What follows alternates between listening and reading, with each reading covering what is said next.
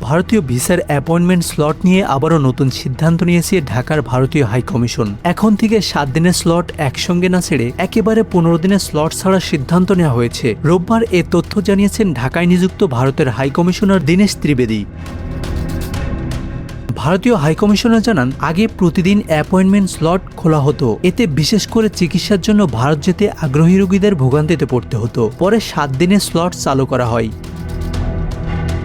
হাইকমিশনারের দাবি, এতে অভিজ্ঞতা আগের তুলনায় ভালো হয়েছে। এবার সেই সময়সীমা আরও বাড়িয়ে করা হয়েছে 15 দিন।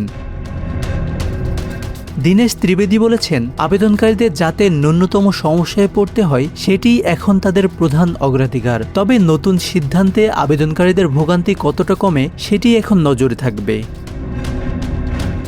এদিকে অ্যাপয়েন্টমেন্ট বুকিংয়ের সময়সূচিতেও থাকছে নির্দিষ্ট সময়। রবিবার থেকে বৃহস্পতিবার দুপুর 12টা থেকে বিকাল 5টা পর্যন্ত অ্যাপয়েন্টমেন্ট বুকিং করা যাবে। আর শনিবার বুকিংয়ের সময় সকাল 10টা থেকে দুপুর 12টা পর্যন্ত।